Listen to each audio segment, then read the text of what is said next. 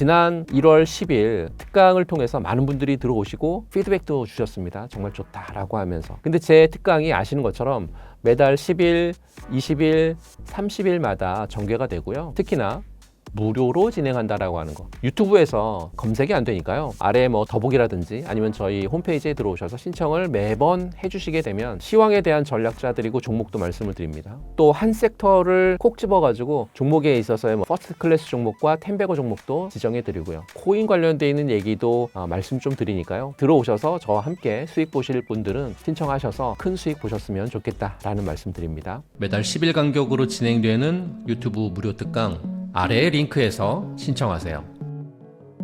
2차전지 관련주들이 큰 반등 이후 쉬어가고 있는데요. 2차전지 주가는 상승을 이어가 줄까요? 26년도에는 어떤 모습을 보여줄 것으로 보시나요? 지금 전기차 수요가 사실 예전만 못한 건 사실인 것 같아요. 뭐 미국의 보조금 정책이라든지 또는 유럽의 환경 규제에 대한 어떤 속도 조절. 그런데 여기에서 이제 반전이 좀 있습니다. 아시는 것처럼 ESS가 반전인 것 같아요. 올해 2026년이 ESS가 먹여 살리는 시장이 될 거다라고 판단하고 있고요. 2025년 하반기부터 배터리 3사가 LG 에너지 솔루션, 삼성 SDI, SK온의 신년사를 보게 되면 전기차라고 하는 단어보다는 ESS라고 하는 단어가 훨씬 더 많이 나옵니다.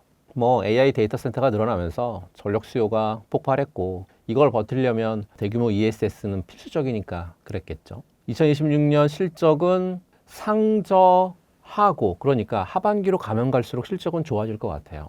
상반기까지는 전기차 재고 조정으로 조금 더 더딜 수는 있을 것 같고요. 하지만 이제 하반기로 가면 갈수록 ESS 쪽에서의 매출이 반영이 될 거고 그러면서 어닝 서프라이즈를 기록할 기업들이 줄을 서 있다 이렇게 보시면 될 것 같습니다. 그래서 2026년은 전기차의 부진을 ESS가 메꾸고도 남는 해가 될 것으로 좀 판단하고 있고요. 올해 2차전지 시장은 ESS 시장이 폭발적으로 성장하는 한 해가 될 거다라고 말씀드리는 게 첫 번째인 것 같아요. 2026년 현재 2차전지의 가장 뜨거운 성장 동력 중에 하나가 바로 ESS니까요. 태양광, 풍력 같은 신재생 에너지는 이제는 선택이 아니라 필수가 됐죠. 근데 이 신재생 에너지의 가장 큰 약점은 간헐성이잖아요. 해가 지면 태양광 발전 안 되고 바람이 안 불면 풍력 발전 멈추니까요. 이거 해결해 줄 게 바로 이제 ESS인데 그리고 이제 거기에 덧붙여서 AI 데이터 센터의 확장으로 인해 가지고 2026년 이후에 AI 모델이 AGI나 또는 피지컬 AI로 확장이 되면서 전력 저장 장치 수요가 비선형적으로 증가할 걸로 보고 있죠. 그리고 올해부터 미국의 ESS 시장에서 중국산 배터리 퇴출 가능성 높아졌잖아요. 그러면 국내 배터리 기업들에게는 기회가 될 수밖에 없고 탈중국 흐름은 분명 국내 기업들에게는 정말 유리한 카드가 될 것 같고요. 증권가에서 그러다 보니까 올해 상반기까지 2차전지 업종이 다시 상승세로 전환할 가능성이 크다라고 얘기를 하고 있습니다. 여기서 중요한 건 상반기라고 하는 단서죠. 전기차 시장의 성숙기 진입이라든지 또는 다변화, 꾸준하고 견조한 그런 성장세를 계속 유지를 해 나갈 걸로 그렇게 보여지고 있기 때문에요. 상반기라고 하는 단서 조항이 있는 이 부분들은 여러분들이 잘 체크하실 필요가 있다라고 숙제를 좀 드릴까 합니다. 두 번째로는요. 2026년 전기차 시장은 더 이상 얼리 어댑터들의 전유물이 아닌 것 같아요. 2026년에는 대중화 단계로 접어들면서 고성능 프리미엄 모델부터 해서 보급형 모델까지 그리고 상용차까지 스펙트럼이 훨씬 넓어질 건데요. 과거 같은 포괄적인 성장률은 다소 좀 둔화되겠지만 여전히 전기차의 어떤 판매량 자체는 꾸준히 는다고 보시면 될 것 같고요. 특히 2025년을 거치면서 보급형 전기차 라인업이 강화되고 또 충전 인프라의 어떤 확충 속도도 계속 커지고 있기 때문에 대중화는 계속 가속화될 걸로 그렇게 보고 있습니다. 그러니까 소비자들이 전기차를 선택을 할 때 가격을 더욱 중요시 이렇게 생각하게 되면서요. LFP 배터리 같은 가격 경쟁력이 높은 배터리들의 어떤 채용이 더욱 확대되겠죠. 3원계 배터리는 성능하고 주행거리를 중시하는 프리미엄 모델 쪽으로 자리를 잡지 않을까 이렇게 판단하고 있습니다. 세 번째는요. 올해 2026년은 전기차 시장은 기술 혁신이라든지 또는 순환 경제 쪽에 구축이 되면서 새로운 성장 동력을 좀 확보해 나가는 그런 해가 아닐까라고 판단하고 있는데요. 왜 그러냐면 전고체 배터리 많이 들어보셨잖아요. 거기에 4680 원통형 배터리 같은 차세대 기술들이 2026년 이후에 상업화에 한층 더 가까워지면서 새로운 성장 동력을 제공할 것으로 보고 있기 때문에 그렇습니다. 에너지 밀도라든지 또는 안정성 같은 부분들을 획기적으로 개선한 차세대 배터리의 상용화가 2차전지 산업의 전체 산업의 파이를 키우는 그런 역할을 하지 않을까라고 판단하고 있고, 거기에 배터리 생산량이 급증하면서 배터리 재활용 시장도 본격적으로 좀 개화할 것 같아요. 사용 후에 배터리에서 리튬이나 니켈 같은, 그리고 이제 코발트 같은 핵심 원자재를 추출해서 다시 활용하는 이 순환 경제 구축은 환경 문제뿐만 아니라 원자재의 어떤 가격 변동성에 대한 부분들을 좀 완화할 수 있고, 거기에 공급망에 있어서의 안정화 같은 부분들에도 기여를 할 수 있거든요. 새로운 고부가가치 산업으로 좀 급부상할 가능성이 좀 높다라고 판단을 해서 이 세 가지 정도 부분들을 유의 있게 보시면 좋을 것 같습니다. 리튬 가격이 급등을 이어가고 있는데요. 2차전지 주가에 대한 기대가 커지는 것 같아요. 리튬 가격이 이렇게 오르는 무엇이고 2차전지 관련주들에 어떤 영향을 줄 것으로 보시나요? 리튬 가격이 이렇게 오르는 이유는 몇 가지로 좀 압축을 할 수 있을 것 같아요. 그 몇 가지 이유 중에 첫 번째는 수요의 어떤 폭발적인 증가 부분인 것 같습니다. 글로벌 전기차의 어떤 전환 가속화는 이제 거스를 수 없는 대세거든요. 각국 정부의 친환경 정책이라든지 또는 완성차 기업들에서 있어서의 전기차 라인업의 어떤 확대, 그리고 소비자들의 어떤 인식 변화까지 더해지면서 배터리 수요는 계속 커지고 있으니까요. 이제 리튬은 전기차만의 전유물이 아니고 지금 전 세계가 AI 데이터 센터하고 재생에너지 쪽에서의 광풍이 불고 있는데 24시간 돌아가야 되는 AI 서버를 지키려고 하면 대규모 에너지 저장 장치, 그러니까 ESS는 필수잖아요. 실제 이제 최근 데이터를 보게 되면 중국의 ESS 부분의 매출이 전기차 수출액을 앞질렀다라고 하는 이런 그 데이터도 나왔고요. 더 충격적인 건 지난 12월 달, 2025년 12월 달 중국의 BESS 설치량이 2025년 미국의 총 생산량을 넘어섰다라고 하는 자료죠. 이 자료를 보시면 2025년 12월 한 달 동안이에요. 중국이 설치한 배터리 에너지 저장 장치 ESS가 무려 65기가와트시를 돌파했는데요. 이게 어느 정도냐면 세계 2위 시장인 미국이 1년 내내 설치한 양보다 15기가와트시가 더 많습니다. 그러니까 중국이 한 달 만에 미국의 1년치 숙제를 끝내버린 셈이죠. 전년 대비 성장률이 135%고요. 이건 성장이 아니라 폭주 수준이니까요. 중국이 이렇게 무섭게 깔고 있는 건 단순히 친환경 때문만은 아닌 거죠. AI 데이터 센터라든지 또는 분산 전력망이라고 하는 미래 먹거리를 위한 전력의 댐을 미리 쌓고 있다. 이렇게 보시면 좋을 것 같습니다. 두 번째는요, 공급 부족의 장기화 부분인 것 같아요. 리튬 가격이 2025년 최고가 대비해서 2025년 6월 달까지 거의 90% 폭락했거든요. 그로 인해서 새로운 광산 개발 투자라든지 또는 증설 계획이 상당 부분 보류되거나 연기되거나 아예 진행이 안 됐습니다. 심지어 광산 가동을 멈춘 곳도 상당수 있으니까요. 광산 개발은 사실 하루아침에 뚝딱 되는 게 아니거든요. 인허가 있죠. 환경 문제 해결해야 되죠. 막대한 초기 투자금 필요하죠. 최소 이 기간이 5년에서 길게는 10년 정도 봐야 되는데 지금 당장 리튬 수요가 폭증한다 하더라도 공급이 이걸 못 따라가고 있다라고 보시는 거죠. 거기에 특정 국가에 집중된 공급망 구조라든지 또는 생산 차질 같은 지정학적 리스크도 한몫하고 있는데요. 결국에 공급의 절벽이라든지 구조 조정의 결실이 원인이다. 이렇게 보시면 될 것 같습니다. 지금 시장의 핵심 키워드는 판가 연동제하고 수직 계열화 부분인 것 같아요. 전기차가 성장하기 전에는 원자재 가격이 오르면 배터리 셀 업체라든지 양극재 업체가 손해를 좀 봤잖아요. 이제는 완성차 업체하고의 계약 구조가 좀 바뀌었어요. 그러니까 광물 가격이 오르면 배터리 판가도 같이 올리는 구조가 정착이 됐죠. 판가 연동제로 매출에 있어서의 볼륨이 커진다는 소리거든요.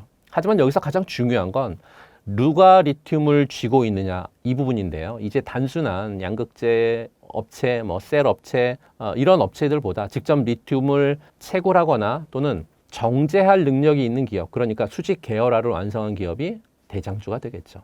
아르헨티나 염호나 아니면 광산 지분을 미리 확보해둔 기업들은 지금 노다지를 캐고 있는 거죠. 원가는 비싼데 시장 가격은 폭등하고 있으니까 마진율이 획기적으로 개선이 되겠죠. 포스코홀딩스라든지 아니면 에코프로 같은 지주사급 기업들은 이번 1분기 실적 발표 때 어닝 서프라이즈를 기대하셔도 좋을 것 같습니다. 그리고 이제 광산에서 캐오는 게 힘들면 어디서 가져가야 될까요? 그렇죠, 맞습니다. 쓰고 있는 배터리에서 뽑아내야 되는 거잖아요. 이렇게 뽑아내는 기업들도 분명히 있는 것 같아요. 성일 하이텍이라든지 아니면 세비캠 같은 리사이클링 기업들도 주목해 보실 필요가 있고요. 이런 기업들도 아마 급부간에 몸값이 천정부지로 솟지 않을까 그렇게 판단하고 있고요. 리튬 가격이 오를수록 폐배터리의 가치도 덩달아 오를 수 있기 때문에 그렇습니다.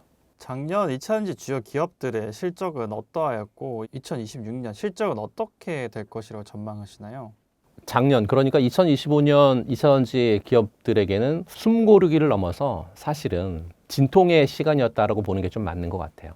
연초만 하더라도 전기차 시장의 성장 둔화 우려가 있었고 그로 인해서 고객사들의 어떤 재고 조정이라든지 특히 하반기부터는 리튬 가격이 다시 고개를 들기 시작하면서 원재료 가격 변동성까지 겹쳤으니까요.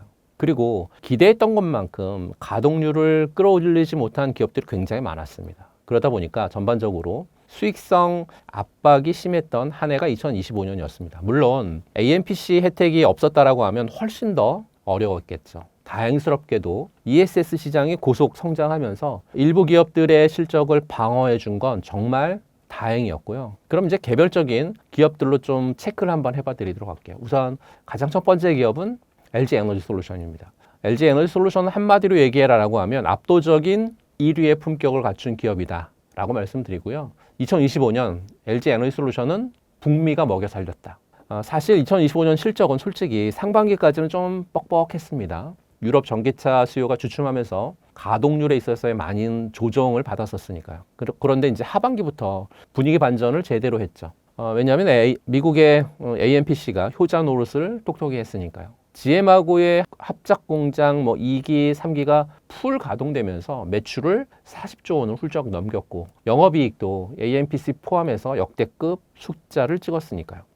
올해 LG 에너지 솔루션은 본격적인 어떤 수익 개선을 하는 그런 한 해가 되지 않을까 판단을 하고 있고요. 이제 올해부터 테슬라에 들어가는 4680 원통형 배터리에 대한 양산이 이제 본격화될 거고 이건 게임 체인저다라고 계속 말씀을 좀 드려왔고요. 그동안 이제 수율 잡느라 굉장히 고생을 좀 했는데 이제 수율 잡는 거는 안정화 단계에 좀 들은 것 같고요. 여기에 현대 쪽에 조제 공장 물량까지 더해진다라고 하면 올해 영업이익이 작년보다는 적게는 30%, 많게는 40% 이상 퀀텀 점프할 걸로 판단을 좀 하고 있고요. 거기에 더해서 AMPC에 대한 혜택도 계속해서 큰 이익원으로 작용할 거거든요. LFP 배터리에 대한 포트폴리오가 확장될 거고 ESS 시장에서의 폭발적인 성장세가 전개된다라고 하면 LG 에너지 솔루션의 2026년 실적은 계속 커질 수 있기 때문에 정말 기대가 되는 해가 LG 에너지 솔루션으로는 2026년이 되지 않을까 싶습니다.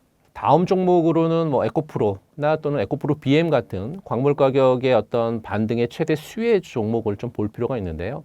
역시나 에코프로나 에코프로 BM도 작년 2025년은 정말 롤러코스터였죠.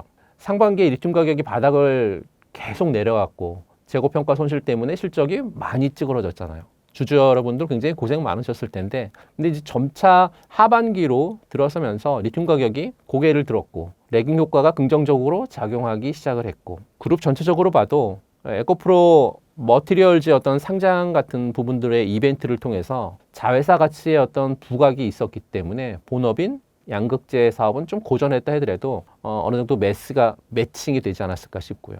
올해 기대되고 있는 에코프로라든지 에코프로 BM은 사실 올해가 진검승부의 해다라고 말씀드리고 싶습니다. 앞서 말씀드린 대로 리튬 가격이 폭등을 했죠. 에코프로는 지주사이기 때문에 광물 재련 마진이 커질 거고 또 에코프로 BM은 판가 인상으로 매출 볼륨이 커질 거고요. 특히 이제 헝가리 쪽 공장이 올해부터 본격 가동되면서요. 유럽 시장의 어떤 수요 회복하고 맞물리면서 물량이라든지 가격의 동반 상승이라고 하는 골드크로스가 일어나는 해가 2026년이다 이렇게 볼 수 있고요. 작년에 서름을 씻고 다시 전고점을 탈환하러 갈 에너지 충분하다 이렇게 말씀을 드립니다. 다음 종목은 포스코 그룹 쪽에서의 어떤 종목인데 포스코 퓨처엠 같은 종목, 늘 강조하는 정말 유일무이한 밸류체인 기업이다라는 걸 여러분들 기억하셨으면 좋겠고요. 작년 실적도 견조했죠. 다른 양극재 업체들이 고전을 할 때 음극재, 특히 인조 흑연이 버팀목이 됐었으니까요. 중국이 흑연 수출을 통제하면서 반사이익을 좀 제대로 봤고요. GM의 얼티엄 셀즈 쪽의 하이니켈 양극재 출하량도 꾸준하게 증가했으니까요. 포스코 퓨처엠 같은 경우에 올해 전망은 한마디로 가장 편안한 성장을 하는 해다라고 이렇게 말씀드리고 싶습니다. 포스코 홀딩스가 아르헨티나 쪽에서의 염호에서 뽑아낸 리튬이 올해부터 본격적으로 포스코 퓨처엠에 공급이 될 거고, 이게 무슨 말이냐면 경쟁사 대비해서요 원가 경쟁력이 또적이라는 거거든요. 남들이 리튬을 비싸게 사올 때 여기는 집안에서 싸게 가져오니까 마진율이 훨씬 좋다는 얘기죠. 그러면서 올해 영업이익률 2자릿수 도전 충분히 가능하지 않을까라고 판단합니다.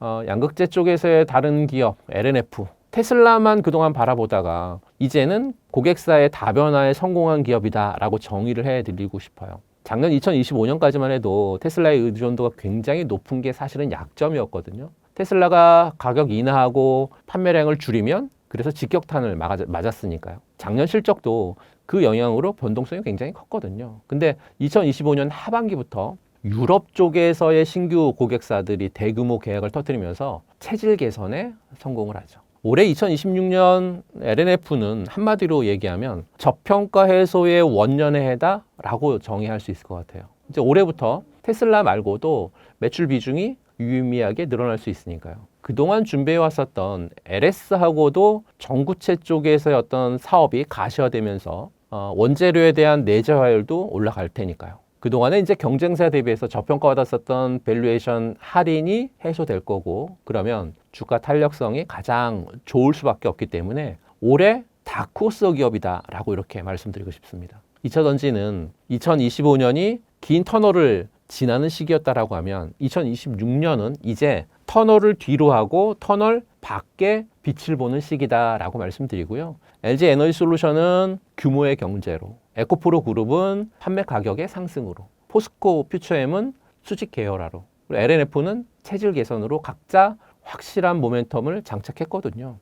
지금 리튬 가격이 오르고 또 금리나 기조까지 겹쳤기 때문에 이보다 더 좋은 판은 없다라고 말씀드리고 싶어서요. 2026년은 정말 판이 제대로 열렸다라고 말씀드립니다. 2차 전지 업황의 개선이 예상되는 가운데 앞으로 눈여겨볼 기업은 어떤 것이 있을까요? 눈여겨볼 기업 몇 기업을 좀 말씀드리면, 첫 번째는 역시 대장주인 LG 에너지 솔루션입니다. 2025년 4분기 실적 발표에서 사실 일시적인 부진도 있었어요. 근데 지금 이 기업의 본질 일은 전기차가 아니라 ESS라는 거죠.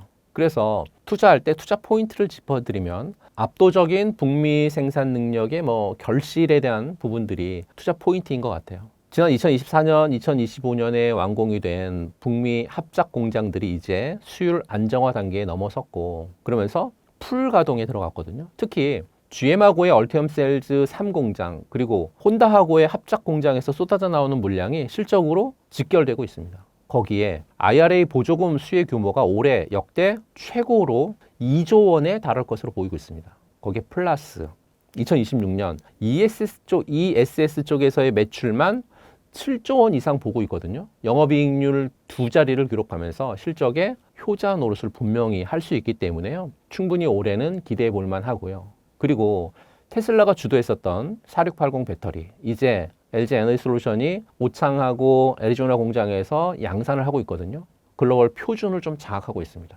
테슬라뿐만 아니라 다른 완성차 업체들도 이 폼팩터를 채택하면서 고객사에 대한 다변화에 대한 부분들도 사실은 핵심 중에 핵심이죠. 이제 LG 에너지 솔루션은 매출뿐만 아니라 영업이익률에서 경쟁사들을 좀 압도하는 그러한 해가 올해가 아닐까 싶어서요. LG 에너지 솔루션 좀 잘 보셨으면 좋겠고, 차트적인 흐름으로 종목에 대한 부분들을 설명해 드리도록 할게요.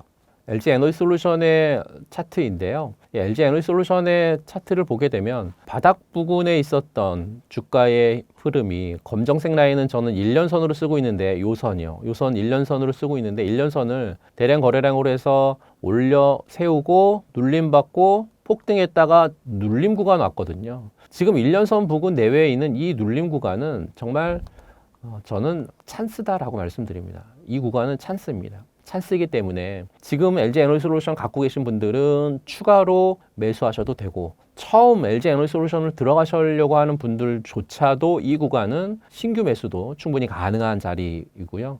2026년 앞서 말씀드렸던 여러 가지 모멘텀들이 많기 때문에 그런 모멘텀들을 통해서 슈팅이 나오면 수익 실현할 수 있는 그런 정말 적절한 구간에 와 있는 게 LG 에너지솔루션이라고 말씀드리고요. 두 번째 종목은 포스코 퓨처엠입니다. 그러니까 소재 독립의 완성으로 밸류체인의 끝판왕을 만든 기업이죠. 양극재하고 음극재 동시에 하는 유일한 기업이고요. 이 메리트는 시간이 갈수록 빛을 발할 것으로 보여지고 있고 포스코 퓨처엠의 투자 포인트는 음극재 쪽에서 그 탈중국 공급망의 최대 수혜가 예상이 되고 있고 또 미국이라든지 유럽이 중국산 소재를 배제하는 그런 움직임이 벌어지고 있는데요. 2026년은 그 움직임이 더 심해지겠죠. 중국을 제외하고 고품질 인조흑연 음극재를 대량 공급할 수 있는 곳은 전 세계에 포스코 퓨처엠 말고는 없습니다. IRA의 어떤 FEOC 규정이 본격 적용되면서 완성차 업체들이 물건 달라고 본격적으로 줄을 서는 해가 아마 올해가 아닐까 싶고요. 또 그룹사 시너지의 폭발도 투자 포인트인데요. 포스코홀딩스가 아르헨티나 염호하고 호주 광산에서 직접 리튬을 퍼오고 니켈도 직접 조달을 하면 원료부터 소재까지 수직 계열하고 완벽히 끝나죠. 그러면 경쟁사들이 원자재 가격 변동에 휘청일 때 포스코 퓨처엠은 안정적인 마진을 남길 수 있는 그런 구조를 완성했기 때문에요. 영업이익률 개선 속도도 가장 빠른 기업이다라고 설명드리면서요. 차트를 보면서 말씀 좀 드리겠습니다. 앞서 보셨던 LG 에너지솔루션하고 차트 모양이 좀 비슷하죠. 그렇습니다. 지금 2차전지 대부분의 종목들은 이렇게 차트 모양이 비슷한데요. 앞서 설명드렸던 내용하고 비슷합니다. 1년선 부근 아래에서 주가 흐름이 전개됐었을 때는 바닥이었는데 그 바닥을 1년선 부근을 뚫고 올라온 다음에 쉬어가고 있는 그런 구간이 지금 1년선 여기에 있거든요. 지금 이 구간은 정말 눌림을 정말 잘 받고 있는 그런 구간이고 2026년에 대한 기대치가 굉장히 많은 그런 기업들은 특히 LG 에너지솔루션이나 포스코 퓨처엠 같은 종목군들은 여기서 모아가는 전략 괜찮기 때문에요. 모아가는 전략을 통해서 올해 수익을 좀 보시면 좋지 않을까라고 판단해서 이 종목 말씀을 좀 드렸고요. 세 번째 종목은 LNF입니다. 이제 그동안 LNF의 약점이 3원계에 너무 치중했다라는 하는 게 약점이었거든요. 근데 이제 올해 하반기부터는 대구에서 있는 공장에서 국내 최초로 LFP 양극재 3만 톤 규모로 양산이 진행이 되거든요. 중국이 꽉 잡고 있는 LFP 시장에 우리 기술력이 본격적으로 이제 침투를 하는 건데요. ESS 시장이 폭발을 하고 또 저가형 전기차 수요가 늘어날수록 LNF의 LFP는 가장 강력한 무기가 되지 않을까라고 판단하고 있고요. 최근에 테슬라하고 직접 맺었던 양극재 계약이 사실 뭐 대폭 줄었다라고 하는 소식에 사실 좀 놀라셨을 건데요. 하지만 이제 팩트를 좀 보셨으면 좋겠습니다. 테슬라가 직접 배터리를 만드는 속도가 좀 늦어진 것일 뿐이지 결국 테슬라의 4680 배터리를 납품하는 LG 에너지솔루션이나 또는 파나소닉을 통해 가지고요. LFP의 하이니켈 양극재는 계속 들어갈 거니까요. LFP의 주가는 양극재 3사 중에서 지금 가장 저평가되어 있습니다. 하지만 증권사 보고서를 보게 되면 올해 매출은 3조 원, 영업이익 같은 경우에는 한 1,500억에서 1,800억 정도 수준으로 굉장히 견조한 성장을 할 수 있다라고 얘기하고 있거든요. 그러니까 8분기 만에 흑자 전환에 성공하면서 적자의 늪을 완전히 탈출. 이제는 벌어들인 돈으로 전고체라든지 또는 리사이클링 같은 밸류체인까지 확장하려고 하는 그런 모습이 계속 전개되고 있어서요. 올해 LNF는 좀 기대가 큰 그런 종목이어서 LNF도 차트를 보면서 말씀 좀 드려보도록 하겠습니다. 앞서 보신 종목군들과 다르지 않습니다. 검정색 라인 부근 아래에서 주가의 흐름이 전개됐고 바닥을 다진 이후에 1년선 부근을 뚫고 올라가서 슈팅 나온 다음에 쉬어가는 그런 흐름이 전개되는데 조금 빠르게 다른 기업들보다는 조금 빠르게 한 박자 빠르게 좀 움직였어요. 대신에 1년선 부근 이런 자리에서는 모아가기에 정말 충분한 지금 자리이기 때문에 지금도 늦지 않았습니다. 모아가는 전략 괜찮고 단 한 방에 들어가지 마시고 분할로 해서 모아가는 전략이 좀 필요한 그러한 종목으로 2차전지 종목 말씀을 좀 드렸습니다. 과거의 폭발적인 상승기 이후 가격 조정이 길어지고 있는데요. 현재 시점에서 2차전지 종목을 보유한 투자자나 신규 진입을 고민하시는 분들에게 가장 고려해야 할 것은 무엇이고 셀 업체, 소재 업체, 장비 업체 중 어디에 비중을 두는 것이 유리할까요? 지금 시장을 보면서 답답해 하시는 분들 좀 많으실 것 같아요. 과거에 그 뜨거웠던 상승장을 기억하시는 분들은 지금 2차전지 쪽에서의 긴 조정이 좀 낯설으실 거고 또 힘드실 거잖아요. 근데 하지만 주식이라는 게 과거의 영광을 사는 게 아니라 미래의 숫자를 사는 거다 이렇게 말씀을 좀 드리고 싶고요. 지금 2026년 1월, 오늘이 녹화하는 날이 1월 14일인데요. 이 시점에서 우리가 가장 먼저 봐야 할 건 기대감이 아니라 확실성인 것 같아요. 올해 2026년 2차전지 투자의 핵심 키워드는 딱 하나입니다. 바로 실적의 가시성이요.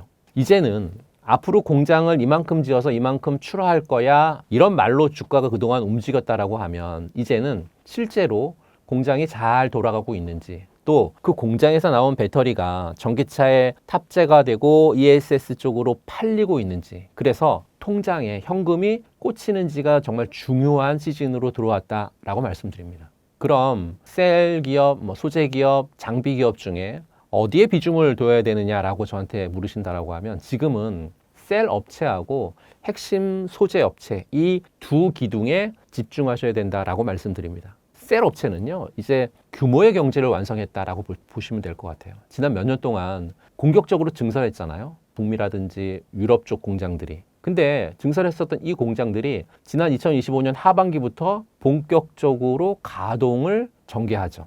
초기에 수율 잡느라 비용 굉장히 많이 나갔습니다. 근데 지금은 좀 다릅니다. 생산 라인이 안정화되면서요. 고정비 부담은 많이 줄었고요. 이익률은 급격히 올라가는 영업 레버리지 효과가 터지고 있다. 이렇게 보시면 될 것 같고요. 특히 미국의 IRA 보조금을 직접 수령하면서 현금 흐름이 압도적으로 좋아지고 있습니다. 완성차 업체들이 전기차 가격 경쟁을 해도요. 셀 업체들은 장비 계약 기반이라고 하는 상대적인 어떤 방어력이 굉장히 좋다. 이렇게 말씀드리고요. 그 다음으로 소재 업체는 기술 장벽이 있는 곳만 살아남을 거다라고 말씀드립니다. 과거에 양극재만 만든다라고 하면 폭등을 했었던 다 올랐었던 종목들이 있는 반면에 지금은 좀 다른 거죠. 중국산 LFP 배터리의 어떤 공세가 전개가 됐고 살아남을 수 있는 하이니켈 양극재라든지 그리고 중국을 배제해야 되는 공급망 이슈에서 필수적인 음극재 기업들이 그 주인공입니다. 리튬 가격이 바닥을 다지고 반등하는 구간에서요. 이들 기업들은 판가 인상이라든지 또는 물량 증대라고 하는 두 마리 토끼를 한꺼번에 다 잡을 수 있기 때문에 그렇거든요. 반면에 장비 업체는 조금 보수적으로 보실 필요가 있습니다. 왜냐하면 주요 배터리 3사의 대규모 증설 사이클이 지금은 한 차례 좀 지나갔거든요. 신규 수주 모멘텀이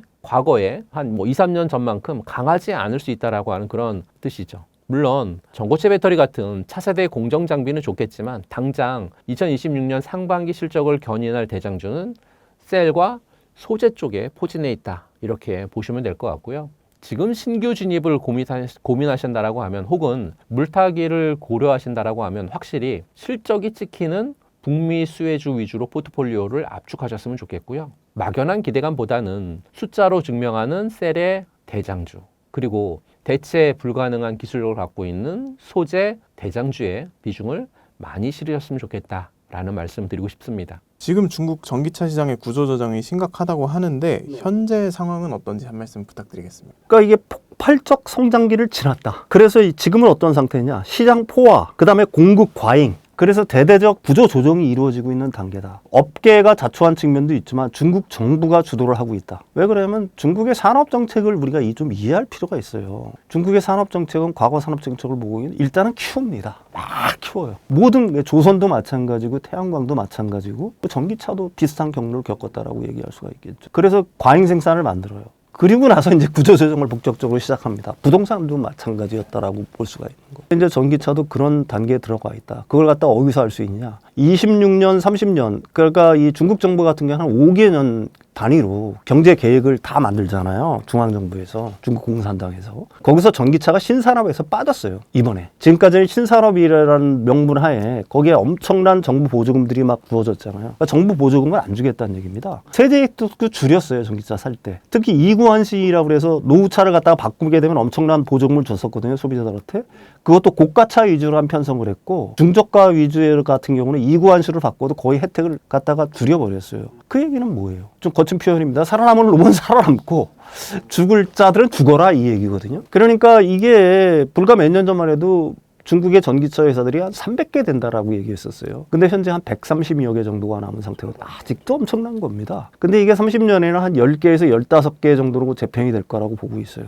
이게 왜 그러냐면은 이런 어떤 공급 과잉 상태가 되다 보니까 서로가 출혈 경쟁을 할 거 아니에요. 그게 뭐 BYD도 그렇고 샤오펑도 그렇고 다 이제 막 테슬라도 거기에 동참을 해가지고 가격을 막 내리기 시작한 거고. 그러다 보니까 그 작년 같은 경우에 그 전기차 회사 중에 영업이익이 난 회사가 놀라지 마십시오. 딱 2개예요, 2개. BYD 리오펑. BYD랑 리오펑이라는 회사 2개뿐입니다. 나머지 회사는 다 적자예요. 그러니까 지금은 재무적으로 엉망인 회사들은 물론인 거고요. 그러니까 기술력이 있지만 어느 정도 뭐라고 할까요? 중견기업이라고 하는 기업들도 지금 전부 다 문을 닫고 있는 상태라고 얘기할 수가 있는 겁니다. 그러니까 이게 30년 정도 되면은 10개에서 한 15개 정도가 남을 거라고 보통 보고 있는데 그 중에 이제 추려보면 그런 거예요. BYD 살아남겠죠. 지리자동차 뭐 엄청나니까 거기는 뭐 볼보에도 있고 그 벤츠도 거기에 들어가 있는 거. 지리 그다음에 체리자동차 구경이죠. 그 정도. 그다음에 이제 그 새롭게 나오는 신흥 강자들 뭐 샤오펑, 니오 아까 말한 그 기업들 리오통가요? 한 3개 정도 남을 것 같고 그 다음에 이제 샤오미라든지 이런 데랑 그 기술적으로 협력한 IT 거인들이랑 이렇게 협력한 기업들 한 2-3개 정도. 그래서 한 10개에서 15개 정도가 남을 거다. 그 얘기를 하고 있는 거고요. 이게 왜 중요하냐고 하면은 우리도 다 알잖아요. 일단은 우리도 과거에 다 그 조선도 구조조정을 해봤고 다 해보지 않았습니까? 그러면 이 구조조정 기간에는 사실은 그게 단기간에 끝나질 않아요. 이런 구조조정 자체가. 짧게 잡아도 한 2-3년? 길게 잡으면 한 5년 정도는 이 시장이 이렇게 막 간다는 얘기죠. 그러면 이거 정신을 못 차리는 거예요. 왜 그러냐면 이 OEM들, 전기차 회사들이 이런 구조조정을 겪게 되면은 어려움을 겪는 건 진짜 어려움을 겪는 건 어떤 회사들이겠어요? 그 밑에 부품 뭐 이런 회사들이겠죠. 이거 엄청나게 무너져 버린다는 얘기예요. 그러니까 굉장히 큰 혼란에 휩싸일 수가 있는 거고 그 동안에는 글쎄요 중국 전기차가 막 밀어내기 식으로 수출을 하던 것들라든지 이런 것들 그것도 중국 정부에서 지금 이제 단속을 어느 정도 하려고 하는 거니까 그러니까 무차별적으로 막 해외로 쏟아내는 것들이 좀 주춤할 가능성이 굉장히 높다. 이렇게 봐야 되겠죠. 네, 글로벌 시장 전체적인 측면에서. BYD를 비롯한 중국 기업들이 우리나라나 유럽으로 공격적으로 진출을 하고 있는데 중국 전기차 기업들의 품질 논란과 실적 부진을 좀 만회할 수 있을까요? 일단 이렇게 보셔야죠. 지금 이제 BYD라든지 뭐 기타 샤오펑이라든지 뭐 이런 기업들이 해외로 진출하려고 하는 거는 자신들이 의도해서라기보다는 강제적으로 그렇게 되는 그러니까 강압적으로. 왜 그러면 내수시장에 지금 버틸 수가 없는 상황이거든요. 내수시장만 가지고는. 내수시장이 작년 같은 경우에는 그래도 전기차 시장이 한 20% 성장을 했어요. 근데 이제 완전히 성숙기에 도달을 해가지고 중국 전기차 시장은 내년에 성장률이 한 10% 정도로 내일 확 주저앉을 거라고 보고 있는 겁니다. 그러면 중국 내부에서 더 이상 뭐 할 수가 없는 거잖아. 먹을 파이가 성장이 막 이렇게 몇십 퍼센트 될 때는 글쎄요. 그 시장 자체가 워낙 커지고 있는 거니까 자신들이 먹을 것들이 있지만 그게 아니니까 해외로 눈을 돌릴 수밖에 없는 겁니다. 그래서 이제 BYD 같은 경우가 뭐 대표적인 예라고 할 수가 있겠죠. 특히 중국 내부에서는 이제 뭐 그게 중국 포털에 실렸다가 바로 없어져요. 중국의 특성상. 뭐 내장재 품질, 전장의 이상, 그 다음에 하부 프레임을 갖다가 좀 얇게 쓴다거나 뭐 이런 문제들이 끊임없이 일어나고 있는 거거든요. 품질 문제 자체도. 그런 문제를 차치하고서라도 BYD라든지 중국 전기차가 살아남으려고 한다면은 이제는 중국 내수 시장 가지고는 안 되는 거거든요. 해외로 나가야 되는 거예요. 강압적으로. 그래서 BYD 같은 경우에는 어느 정도 성과를 거뒀다라고 할 수가 있죠. 가령 뭐 우리나라에도 들어오고 유럽에도 들어오고 했지만 가장 괄목할 만한 어떤 성장세는 사실은 신흥국에서 굉장히 많이 괄목할 만한 성장을 거두고 있습니다. 가령 뭐 태국에서는 1등을 한다거나 아니면 브라질 같은 경우. 우리가 모르지만은 전기차 전환은 선진국보다도 그 신흥국이 더 빨라요. 왜 그러냐면은 2가지 이유가 있습니다. 하나는 그 사람들은 내연기관차에 대한 경험들이 별로 없는 사람들이 많잖아요. 자체적으로 뭐 자동차 OEM을 갖고 있는 것도 아니고 자동차 제조회사를 갖고 있는 것도 아니고 그동안 1인당 GDP가 낮았으니까 자동차를 살 만한 어떤 여력이 없었던 거니까 자동차에 대한 경험이 없단 말입니다. 그러니까 뭐 전기차가 들어오든 내연차가 들어오든 싸면 자기들이 살 만한 어포더블하다고 생각하면 사는 거예요. 전기차에 대한 거부감이 없죠. 근데 이제 그 신흥국들일수록 전기차로 강제하는 경우들이 더 많아요. 오히려 그러니까 미국만 지금 뭐 트럼프 대통령 때문에 기후 변화에 대해서 뭐라고 할까 좀 부정적인 태도를 취하는 거지. 베트남도 마찬가지고 인도도 마찬가지고 알잖아요. 그 사람들은 왜 그러냐면 디젤차 막 이런 거 다루할 때 공기가 어떻다는 걸 갖다가 눈으로 본 사람들 아닙니까? 그러니까 전기차 전환에 오히려 속도를 더 내고 있는 거거든요. 그러니까 BYD가 성공한 데는 태국, 동남아 싼 가격으로 그 다음에 뭐 브라질, 러시아는 말할 필요도 없죠. 거기 현대차가 잡고 있었는데 현대차가 제재 때문에 다 나온 시장 자체를 갖다가 중국이 독식을 하고 있다고 해도 좋은 거고요. 그 다음에 유럽에서도 뭐 어느 정도 성과를 내고 있다라고 얘기할 수가 있는 거죠. 그래서 그러니까 25년 상반기 같은 경우에는 YOY로 해서 한 128%, 130% 정도 신장을 했어요. 해외에서 실제로. 그게 뭐 민원회기 시기든 어떤 시기든. 근데 이제 중요한 거는 우리가 BYD가 그렇게 그 침투를 해서 글로벌리하게 침투를 해서 과연 성공을 할 수 있을 것인가에 대한 어떤 의문이 있는 거잖아요. 근데 결국은 이제 품질 논란은 이제 막 초창기니까 품질 논란이 불거질 시기는 아니죠. 사실 자동차라는 게 최소한 뭐 한 2, 3년은 써봐야 이 차가 좋다 나쁘다를 갖다 판단을 할 수 있는 거니까. 그 다음에 유럽 역내, 그러니까 선진 시장에는 사실 좀 힘들다라고 봐야죠. 유럽 역내 같은 경우도 나름대로 그 중국에 대한 어떤 제재라고 해야 되나요? 장벽들을 갖다가 뭐 조금씩 높이고 있는 단계니까. 그러니까 BYD 같은 거를 갖다 그걸 타개하기 위해서 가령 뭐 헝가리라든지 튀르키예에 직접 공장을 짓고는 있어요. 직접 이제 거기서 역내 생산을 하겠다고 얘기하는 거죠. 근데 역내 생산을 해서 과연 중국에서 만드는 것 같은 원가의 어떤 경쟁력을 가질 수 있는가가 첫 번째 의문인 상황인 거고요. 그다음에 BYD 같은 경우에는 여러 가지 문제가 좀 있는데 가장 큰 문제는 공식적인 부채는 한 6조 원에서 7조 원 정도라고 얘기하지만 숨겨진 부채라고 얘기하죠. 그러니까 외상 매입 채무. 그러니까 부품사에서 부품을 들여오지 않습니까? 그럼 다른 기업들 같은 경우 2, 3개월 있으면 돈을 주는데 얘네는 9개월에서 12개월 정도 주는 거예요. 우리나라 옛날에 뭐 젊은 사람들은 그런 얘기를 안 들어보셨을 텐데 40대 이상 되신 분들은 알 거예요. 기업에 납품하면 대기업에 납품하면 1년짜리 어음 주거든요. 똑같아요. 그렇게 주고 있단 말입니다. 근데 이거는 숨겨진 부채죠. 근데 지금까지는 안 터졌어요. 왜 안 터지느냐? 정부가 일단은 전기차에 대해서 작년까지만 해도 밀어줬고 계속해서 보조금을 주면서 그러니까 성장률이 높으니까 부품업자들도 확 돌아갈 거 아니에요. 설사 이쪽에서 BYD가 한 1년짜리 어음을 받는다고 하더라도 그냥 뭐 상호음이니까 은행에 갖다 주면 돈 바꿔주니까 굉장히 큰 할인이 되기는 하겠지만 돈 굴리는 데 이상이 없었단 말입니다. 문제는 지금 이제 구조조정 단계로 들어갔다는 얘기잖아. 그러면은 부품업체들 어려울 거 아니에요. 딴 데 파산하는 업체들한테 부품을 납품을 해서들 망가질 거고 그렇지 않습니까? 부품회사는 뭐 어디 한 군데만 납품하지는 않았을 거 아니에요. 그러면 돈이 안 들기 시작하면 어떻게 되겠어요? 부품사들이 망가지거나 부품사들이 정부를 움직여. 그러니까 정부에서는 6개월 내에 하라고 얘기하고 있어요. 지금 이제 강제로. 그러면은 과거에 한 9개월에서 12개월 돈을 굴릴 수 있다가 이제 6개월을 확 줄어버리는 거예요. 그럼 어떻게 되겠어요? 현금 여력이 급격히 줄 수 있겠죠. 그러면 이게 어떤 문제가 있느냐? 일부에서는 뭐 BYD가 완전히 망할 거다라는 얘기를 하는데 그렇지는 않겠죠. 왜냐하면 중국 정부가 밀어주니까. 다만 BYD의 현금 흐름에 이상이 생기면 BYD 해외 진출에 문제가 생긴다는 얘기입니다. 가령 뭐 헝가리라든지 튀르키예라든지 브라질에다 지금 공장 막 짓고 있잖아요. 공격적으로. 그 다음에 우리나라에도 막 뭐라고 AS는 다 늘리고 하는 것들. 이거 어떻게 되겠어요? 이거 할 수 있겠어요? 그렇지 않습니까? 그러니까 이런 측면에서 BYD 행보 자체가 이런 엄청난 부채를 갖고 있는 BYD 행보 자체는 과거처럼 그렇게 공격적으로 그러니까 글로벌 시장에 침투하지는 못할 거다. 이렇게 보는 게 합리적이라는 얘기죠. 중국 기업들이 주춤할 때 우리나라 기업들이 좀 수혜를 받을 수 있을까요? 당연하죠. 우리나라 기업들 현대차 같은 경우 영업이익률이 굉장히 높잖아요. OEM 자동차 제조업자 중에서는 거의 세계 최상의 영업이익률을 갖고 있지 않습니까? 그 여력이 있잖아요. 현금 여력이. 그러니까 공격적으로 가령 뭐 지금 조지아 메타플랜트 아메리카 다 됐잖아요. 그 인도 시장에 들어간다거나 아니면 지금 튀르키예에 들어가려고 하거든요. 유럽으로. 그러니까 그런 쪽으로 현금 여력이 있으니까. 그 다음에 지금 부채가 많은 기업하고 부채가 거의 없는 신용도가 좋은 기업하고는 채권을 발행할 때 조달금리 자체가 다를 거 아니에요. 그렇죠? 그런 측면에서 훨씬 유리하다라고 얘기할 수가 있는 거죠. 그러니까 중국하고 우리나라하고는 약간 좀 그 침투하는 방식이 다른데 우리나라도 인도 시장을 공략하잖아요. 현대차가. 인도가 엄청난 시장 아니겠습니까? 근데 이제 뭐라고 할까요? 중국하고 인도는 관계가 좀 껄끄럽지 않습니까? 원래 가까운 나라끼리 사이가 안 좋잖아요. 그러니까 이제 걔네들은 태국이라든지 뭐 이런 동남아에 상대적으로 뭐 인구들은 굉장히 많지만 좀 떨어지는 나라들 쪽으로 들어가는 거고, 우리나라는 이제 인도 시장부터, 현대기아차는 아마 그런 전략을 갖고 있는 것 같아요. 동남아 시장.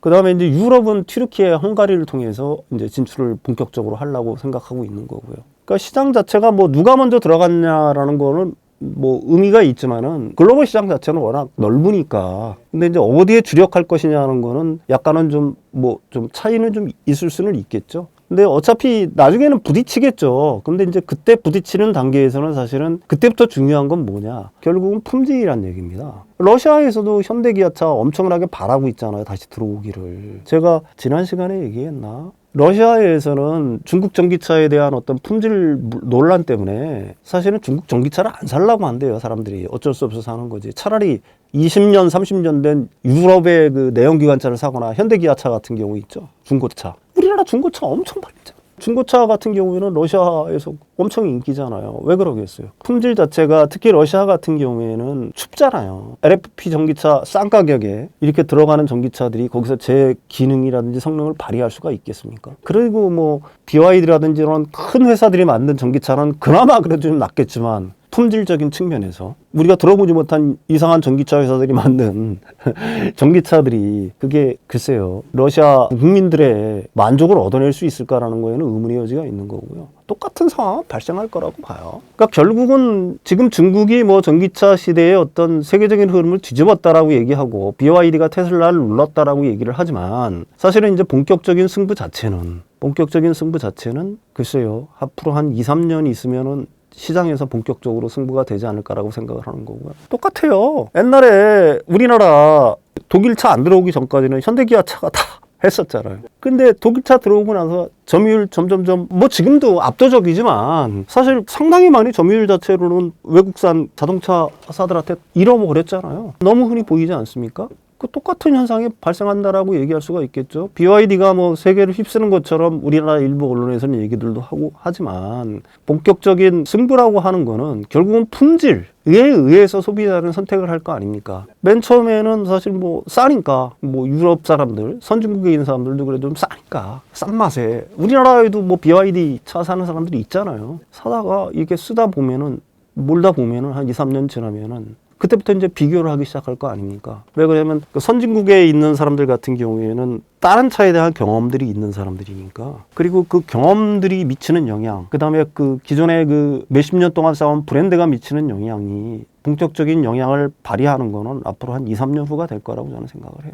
리튬 같은 원자재 가격이 좀 다시 오르고 있는데 이건 좋은 신호로 봐야 하는지도 한 말씀 부탁드리겠습니다. 당연히 그런 거죠. 그러니까 리튬 가격이 올라가는 이유는 두 가지예요. 아까도 얘기했지만 중국의 공급 개혁 정책. 그러니까 그거는 뭐냐면 공급 과잉이라든지 이런 걸 갖다 막겠다는 겁니다. 엄청나게 막 리튬이라든지 원자재도 뭐라고 할까요? 중국에서 생산을 해냈으니까. 근데 그걸 갖다가 중국이 첫 번째로 막고 있다는 얘기고요. 두 번째 이유로는 리튬 가격이 올라가는 이유 자체는 뭐냐면은 그러니까 배터리의 출하량 자체가 늘어나고 있어요. 사용량 자체가. 과거에는 EV에 한정됐지만 지금 ESS 시장이 엄청 커지잖아요. 중국에서도 엄청나게 커지고 있거든요. ESS. 그러니까 리튬 수요가 그 공급 쪽에서는 약간 제약이 있는데 수요 자체가 막 늘고 있거든요. 그러니까 이게 올라가는 거예요. 그럼 이게 올라가면 뭐가 좋냐라고 자꾸 물어봐요, 사람들은. 이게 올라가야 됩니다. 왜 그러냐면 첫 번째, 판가에 영향을 미치잖아요. 이게 계속해서 이렇게 올라가다 보면은 소재업체들이 가격을 올려요. 매출이 늘어나는 거잖아요. 판가가 올라간다는 얘기는. 똑같아요. 배터리 가격도 나중에 올라가겠죠. 내려갔던 가격들이. 그럼 그것도 판가에 영향을 미치니까 매출에 영향을 미치겠죠. 이게 이제 첫 번째 이유고, 두 번째 이유는 그러니까 계속 하강기였을 때 지난 한 2, 3년 동안 리튬 가격이 뭐 킬로그램당 뭐 엄청나게 비쌌다가 계속 한 80달러였다가 7, 8달러까지 내렸잖아요. 그러면은 그 80달러에 만약에 샀다라고 하게 되면은 재고평가손을 받을 거 아니에요. 그게 재고가 있었다라고 한다면은 누적으로 재고평가손을 받을 거 아니에요. 장부 가격은 가령 내가 80달러에 샀는데 이게 10달러로 내렸어. 그럼 70달러 손해본 거잖아요. 이게 그대로 재무제표에 표기가 되는 거예요. 그러니까 적자의 원인이 됐던 거란 얘기입니다. 근데 이 가격이 올라가면 어떻게 되겠어요? 가령 내가 10달러에 샀는데 지금 한 20달러까지 올랐어. 그러면은 내가 10달러에 샀으니까 10달러 이득이잖아요. 재고평가 이익이 발생하지 않습니까?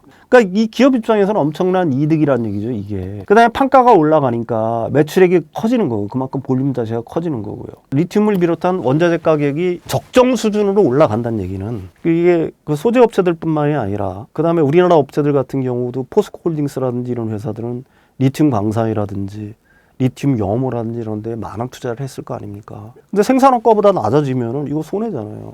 근데 이 생산원가를 지금 그러니까 BEP라고 보통 얘기를 하죠. 손익분기점을 넘어서 가지고 올라가고 있는 거거든요. 그럼 그 회사들이 활기가 돌겠죠. 그러니까 니켈도 마찬가지고요. 그러니까 이런 것들이 전반적으로는 뭐라고 할까요? 엄청난 우리나라 소재 업체라든지 셀 업체들한테는 좋은 기회로 다가온다.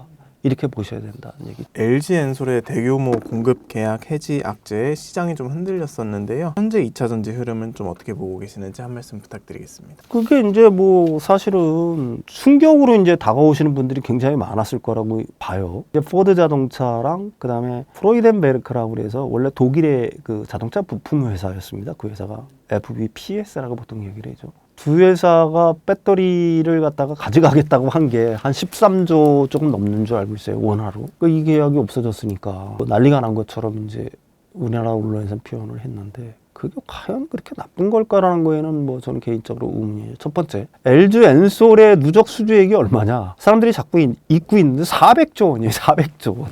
거기서 13조 정도가 날라갔으니까 한 3% 정도 날라간 겁니다. 그럼 그것도 뭐 날라갔으니까 엄청난 거 아니냐 이렇게 얘기를 해요. 근데 이제 이렇게 보셔야 되겠죠. 포드 자동차라는 회사는 우리가 대부분은 다 알고는 있죠. 미국의 자동차 3사 중에 그래도 두 번째 가는 회사니까 알고는 있는데 포드 자동차가 글로벌리하게 그 엄청난 위상을 갖고 있는 자동차 사냐? 그렇지는 않죠. 우리나라에도 뭐 포드 SUV 같은 경우는 몇 대는 있지만은 그게 뭐 대중용으로 많이 팔리거나 그런 차는 아닌 거고요. 특히 전기차 분야에서 무슨 존재감이 있었느냐. 그러니까 전기차에 대해서 어떤 진심을 가진 적이 과연 있는 회사냐라는 건 의문의 여지가 있단 말입니다. 가령 미국 회사인 GM하고만 비교를 하더라도 GM은 얼티엄 플랫폼이라고 자체 전기차 플랫폼도 갖고 있고 전기차 전환에 나름대로 열심히 였잖아요. 근데 포드 같은 경우는 F150 라이트닝이라고 해서 F150은 굉장히 유명한 픽업 트럭이죠. 거기서 엔진 드러내서 거기에 배터리 달고 전기 모터 달아서 그 정도로 해가지고 한 거예요. 그거 한정. 안 했죠. 근데 왜 계약을 했을까요? 배터리를? 23년, 24년 정도만 하더라도 앞으로 전기차가 대세가 될 거라는 건 명확한 사실이었잖아요. 미국에서도 트럼프가 등장하기 전이었고. 그러니까 우리도 가야 될 거 아닙니까? 전기차로 살아남으려면. 자동차 OEM들이 그 당시만 하더라도. 그러니까 너도 나도 일단 배터리 공급을 받아야 될 거 아니에요. 그 다음에 뭐 SK랑 그래서 블루오벌 SK를 만든 것도 바로 포드 자동차고 그것도 모자랄 것 같다고 자신들은 생각을 해서 LG 엔솔에 발주를 넣은 거거든요. 근데 지금 어때요? 미국은 뭐 지금 트럼프 들어오고 나서는 사실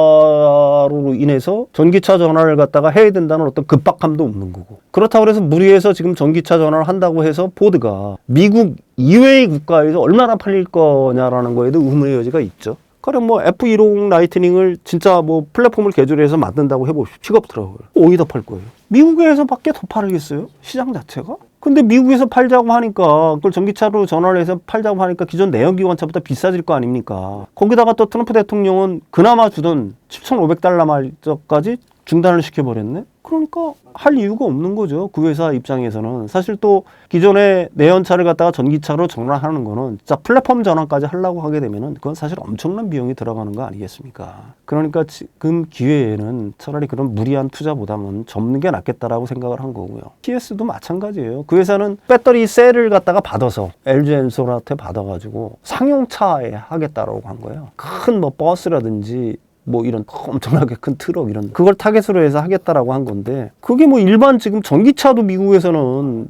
전환 자체가 좀 느린데 그쪽이 되겠습니까? 시장인 그건 나중에 열린다는 얘기죠. 그러니까 지금 차라리 접는 게 낫다라고 생각을 한 거고요. 그럼 LG 엔솔에서는 도대체 무슨 이득이 있느냐? 일단 포드라든지 이런 쪽에 보상금 논의를 지금 하고 있는 줄 알고 있어요. 뭐 일부 신문에서는 뭐 성급하게 2조 원 정도로 보상금으로 받을 거다라고 얘기하는데 2조 원을 받으면 대박이죠. 왜 그러냐면 10조 원 계약이었어. 근데 거기서 2조 원이면 20% 아니에요? 이거 팔아도 20% 영업이익 남길까 말까 하는데 대박이잖아요. 지금은 안 되지, 배터리 업체들이 사실은. 그건 엄청난 거죠. 근데 그 정도가 아니더라도 보상안이 일단 마련이 되는 줄 알고 있고 사실 전방 고객사가 굉장히 취약한 전방 고객사를 끌고 가는 거는 굉장히 위험해요. LG엔솔 같은 회사에서는. 왜 그러면 그 라인 자체를 남겨둬야 될 거 아닙니까? 계약한 게 있으니까.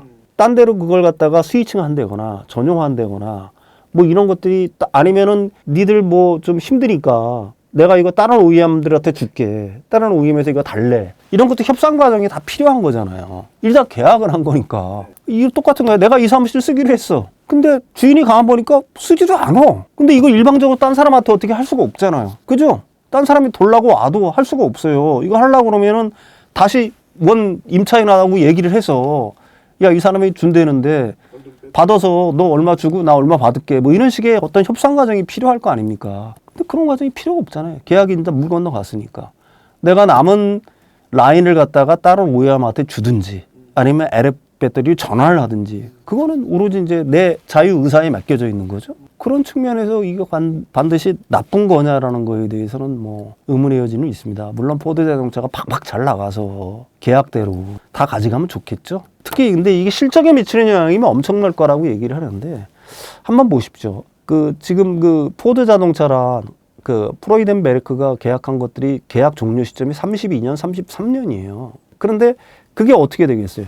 지금보다는 나중에 가야 될 물량이 더 많겠죠. 당연히 그렇게 계약을 했겠죠. 왜 그러면 전기차가 그때 더 확산이 될 테니까. 그러니까 이게 26년, 27년에 당장 미치는 영향은 설사 27년부터 계약을 한다고 하더라도 그렇게 크질 않다는 얘기입니다. 그러니까 그런 여러 가지를 갖다가 고려해 보면은 LG엔솔한테는 부정적인 뉴스지만 그게 뭐 세상이 끝날 정도의 어떤 악재라고 보기에는 좀 무리가 있다 이렇게 얘기할 수가 있겠죠. LG엔솔의 앞으로의 전망은 좀 어떻게 보고 계신가요? 근데 LG엔솔은 이제 지금 잠정 실적 발표가 됐어요. 그래서 1, 2, 3분기 전부 다 흑자였다가 4분기에 적자로 들어갔죠. 근데 4분기 적자는 어쩔 수가 없어요. 뭐 여러 가지 뭐 캐즘 뭐 이런 얘기를 하는데 보통 기업들이 4분기에 비용들을 다 떨궈요. 내년을 새로 시작하기 위해서. 그러니까 작년 4분기 적자에 비해서는 절반 정도로 줄었어요. 적자 폭이. 내가 생각하는 의미가 있다라고 얘기할 수가 있는 거고. 그럼 내년 시장이 어떨 거냐. 거듭 얘기하지만 그러니까 EV 시장의 배터리 출하량이 줄어드는 것 이상으로 ESS 시장이 커져요.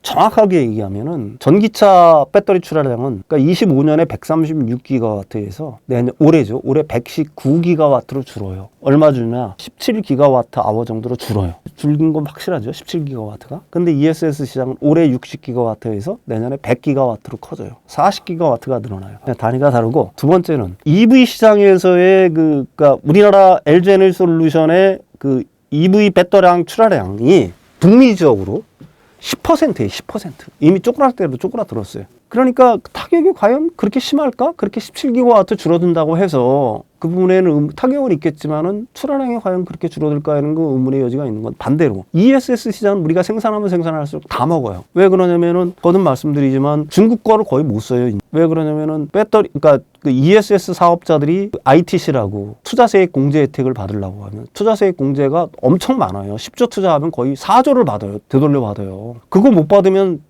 상업성이 없어요. 근데 그거 받으려면 비중국산 원가 비중이 올해부터죠. 55% 이상 돼야 돼요. 네, 어쩔 수 없이 해야 되는 거예요. AMPC 배터리 셀 업체들도 마찬가지예요. 셀과 모듈 합쳐서 킬로와트 아워당 한 45달러 정도를 받거든요. 그럼 킬로와트 아워당 지금 단가가 올려면 100달러 정도예요. 45% 돌려받는 거예요. AMPC를 엄청난 겁니다. 그걸 받으려면은 비중국산 원가 비중이 60%가 돼야 돼요. 그러니까 과거에 ESS 시장을 LFP ESS 시장을 중국 애들이 다 차지하고 있었잖아요. 근데 더 이상 못 한다는 얘기예요. 그러니까 테슬라가 우리나라 업체들한테 계속해서 손을 벌리는 거고 LG엔솔이 작년 같은 경우에 ESS 캐파가 어느 정도였느냐 7기가와트 정도였었어요. 근데 올해 북미 지역, 미국 지역에서 캐파가 어느 정도까지 늘어나느냐 50기가와트로 늘어납니다. 50기가와트. 근데 이거 다 풀로 돌려도 다 끝나요. 2분기부터 본격적으로 시작이 될 거예요. 이 시장을 거의 우리나라 기업들이 독차지할 거 아닙니까? 그러니까 엔솔이 50기가와트, 삼성의 SDI가 30기가와트 정도로 올해 말까지 늘어나는 거거든요. 근데 그게 이제 실적으로 잡히기 시작하는 건 본격적으로 잡히기 시작하는 건 1분기 넘어서 2분기부터 본격적으로 잡히기 시작할 거란 얘기죠. 그러니까 뭐 지금 북미 지역의 EV 시장이 캐즘 국면을 넘어서 완전히 뭐라고 할까요? 트럼프 정책으로 인해서 굉장히 둔화가 된다, 역성장이 기대가 된다라고 얘기하면서 그것 때문에 우리나라 배터리 업체들이 엄청난 영향을 받을 거라고 얘기하지만 충분히 ESS 시장이 그걸 능가할 수 있는 상쇄시키고도 남는 ESS 시장이 기다리고 있다는 얘기입니다. LG엔솔, 삼성 SDI, SK온 등 공장 신규 증설을 뭐 유보한다 이런 이야기도 나오고 있는데 뭐 그게 사실인지 아니 뭐 현장에서 느끼는 실제 체감은 어느 정도인지도 좀 궁금합니다. 일단은 조정을 할 수밖에 없어요. 기존의 그 EV 라인들 같은 경우에 EV 배터리 라인 같은 경우 조정을 할 수밖에 없잖아요. 왜 그러면 전방 고객사들이 재고 조정을 할 거 아니겠습니까? 이제 안 팔리기 시작할 텐데 배터리를 주문 안 할 거 아니에요. 그러니까 캐펙스 투자를 갖다 줄이는 것 이외에 기존에 가동하는 것들도 점차적으로 줄이는 수순에 들어가 있는 겁니다. 그건 당연한 수순이라고 얘기할 수가 있는 거죠. 그러니까 과거 이제 우리나라 그 배터리 3사가 사실은 미국의 전기차 시대가 본격적으로 개화할 거를 생각을 해서 사실은 캐펙스 투자를 갖다가 과잉 캐펙스 투자를 했던 건 맞아요. 근데 이게 반도체 회사도 똑같아요. 불과 몇 개월 전에 삼성, SK 하이닉스 공장 건설하다가 다 멈췄었잖아요. 똑같아요. 지금 그런 현상이라고 보시면 됩니다. 이게 그래서 이게 망할 거냐라고 이렇게 보는 거에는 무리가 있는 거고 사실 이런 식으로 어떤 구조조정을 할 수 있는 일종의 그러니까 캐펙스 투자는 좀 덜 할 거 아니겠습니까? 좀 지연시키거나 아니면은 좀 늦춘다거나 아니면 규모를 줄인다거나 하는 식으로 구조조정을 할 거 아니겠어요? 그거는 특정 산업이 개화할 때 반드시 그런 과정을 거치게 돼 있는 거다. 그리고 근데 이제 그게 문제는 뭐냐면은 그런 것들이 어떻게 보게 되면 우리나라 셋업자들한테 진짜 엄청난 타격이 들어와서 문 닫을 정도가 되느냐 이 정도의 타격이 있냐 그게 아니란 얘기를 갖다가 거듭 드리는 겁니다. 뭐 투자의 어떤 기간 조정이라든지 아니면은 뭐 지금 가동 중인 것들을 갖다가 일시 뭐 가동을 갖다가 좀 가동률을 갖다가 좀 낮춘다든지 하는 거는 미국 시장에서는 좀 피할 수 없다. 왜 그러냐면 전방 고객사들이 일단 재고 조정을 시작을 할 거니까 이게 왜 그러냐면 작년 9월 10월 달까지는 미국에서 전기차가 확 팔렸잖아요. 왜냐면 미래 수요를 당겨온 거거든. 그게 7,500달러가 이제 없어지니까 사람들이 전기차 사야 사람은 빨리 사야 되겠다 해가지고 이걸 갖다가 생각보다 수요가 많았던 거예요. 그래 작년에 9월달까지는 잘 팔렸잖아요. 그러니까 배터리 수요도 많았을 거 아닙니까? 9월달까지는 재고도 많이 가졌을 거 아니에요. GM이라든지 뭐 포드라든지 전방 고객사들이. 근데 이제 그게 좀 10월달 이후에 주춤하니까 주문량을 줄일 거 아니겠어요? 당연히 뭐 그러니까 EV 쪽 라인들 같은 경우 아니면 EV 배터리를 생산하려고 했던 어떤 공장들의 캠팩스 투자를 갖다가 늦추거나 하는 것들은 당연하다. 그렇게 봐야 될 것 같습니다. 이제 원자력 발전도 트럼프 정부 들어서면서 다시 주목을 받고 있는데 ESS에 위협이 되진 않는지 좀 궁금합니다. 원자력을 갖다가 세팅을 하려면 최소한 10년 걸려요. 설사 완전히 SMA라는 신기술이 이게 돼가지고 빨리 설치를 할 수 있다고 하더라도 ESS가 필요 없냐? 그렇지 않아요. AI 데이터 센터가 들어온 지금 전력 수요가 가장 많이 필요한 거는 AI 데이터 센터잖아요. 그래서 전력의 병목 현상이 생기는 거고. 왜 ESS가 필요하냐? 첫 번째 이유는 전력의 품질, 전기의 품질이 좋아야 돼요. AI 데이터 센터는. 그러니까 막 주파수가 급변을 한다거나 이러면 안 됩니다. 그러면은 추론에 이상이 생겨요. 그게 첫 번째 이유예요. 두 번째 이유는 뭐냐면은 이 AI 데이터 센터 같은 경우에는 전력 변동성이 엄청나게 커요. 학습과 추론할 때는 전기를 엄청나게 쓰고 그게 끝나면 전기를 또 굉장히 적게 써요. 그러니까 이 변동성 자체를 완화시키는데 ESS가 필수입니다. 또 하나는 이게 정전이 되면 안 돼요. AI 데이터 센터가 정전이 됐다. 큰일 나는 거죠. 이게 뭐 우리가 생각할 수 없는 정도의 어떤 수준의 어떤 손실이 발생을 하는 겁니다. 무정전 백업 전원으로서의 역할을 할 수밖에 없는 거예요. 그래서 ESS도 두 종류예요. AI 데이터 센터에 들어가는 거는 반응 시간이 밀리초 단위입니다. 일반 ESS는 그러니까 가령 뭐 전력원 옆에 붙은 그러니까 AI 데이터 센터용이 아니라 전력원에 붙은 그 ESS 같은 경우는 반응 시간이 좀 느려도 상관이 없어요. 분 정도 뭐 시간 단위로 이렇게 반응 시간이 되면 되는데 AI 데이터 센터는 그러면 안 되죠. 이게 정전이 되면 그러니까 밀리초 단위의 반응 속도가 필요한 거고요. 두 번째는 순간 출력이 엄청나게 높아야 돼요. 왜 그러면 추론 과정에는 전기를 엄청나게 쓰니까 그런 거기 때문에 ESS가 필수라고 얘기를 하는 겁니다. 이게 원자력 발전이 됐든 발전원이 재생에너지가 됐든 원자력 발전이 됐든 아니면 가스터빈을 돌리든지 간에 거기에 ESS는 필수적으로 들어가야 되는 거예요. 그래서 ESS가 필요하다는 얘기를 하는 겁니다. 유럽에서도 지금 마찬가지예요. 유럽도 지금 ESS를 갖다가 아까 북미 시장만 얘기했는데 유럽에서는 연평균 한 35% 성장할 거라고 봐요. 우리나라 지금 ESS BESS 엄청나게 설치들 하고 있죠. 우리나라 데이터 센터 짓잖아요. 중동의 스타게이트 UAE 하잖아요. 인도 마찬가지예요. 이 시장이 이 과소평가하는 경우들이 있는데 과거에는 EV 대 ESS 시장 자체의 규모를 갖다가 ESS 시장이 한 4분의 1, 5분의 1 정도 크기로 봤어요. 근데 이게 얼마까지 커질지 몰라요. 생각을 해주십시오. 올해 제가 아까 미국에 EV 시장에 들어가는 게 119기가와트 아워 정도 된다고 그랬죠? EV 배터리량이. 근데 ESS가 여기에 100이에요. 119 대 100이면 얼마예요? 거의 80%, 90%에서 잘한다는 얘기 아닙니까? 그러니까 과거에 사람들이 뭐 ESS가 커져봐야 뭐 얼마나 커지겠어 라는 식의 어떤 뭐 얘기들을 하는데 그렇지 않을 거란 얘기를 갖다가 제가 드리는 겁니다. 예. 전력이, 그러니까 전기가 생산되는 그 생산이 될 때는 ESS가 반드시 AI 데이터 센터가 아니더라도요. ESS가 이제 앞으로는 필수적으로 붙을 수밖에 없어요. 왜 그러냐면 그게 뭐 약간 좀 기술적인 문제인데 전력 조정이라는 측면에서도 그렇고요. 뭐 이런 어떤 그 스페인 정전 같은 경우 있었잖아, 얼마 전에. 그런 걸 막기 위해서도 ESS가 필수적인 겁니다. 나중에 뭐 자세하게 설명드릴 기회가 있을 텐데. 그러니까 ESS가 과거에는 엄청나게 비쌌기 때문에 엄두를 못 냈지만 지금은 ESS 가격이 많이 내려왔기 때문에요. 그게 이제 그 모든 전력 안에는 필수적으로 들어가야 되는 걸로 일단 인식이 되고 있다. 이렇게 이해를 하시면 될 것 같아요.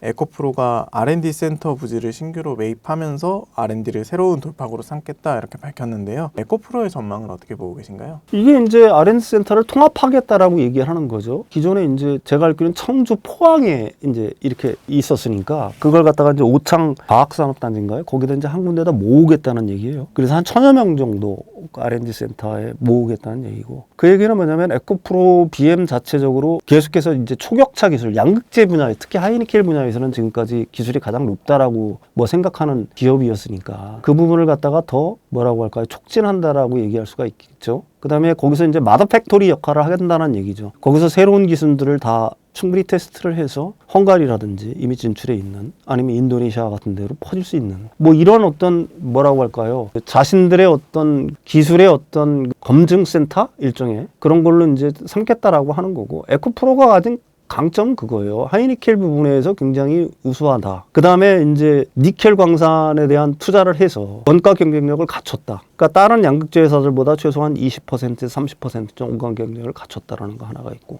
더 하나 이제 우리가 주목해서 봐야 돼요. 지금 니켈의 가격이 올라가고 있어요.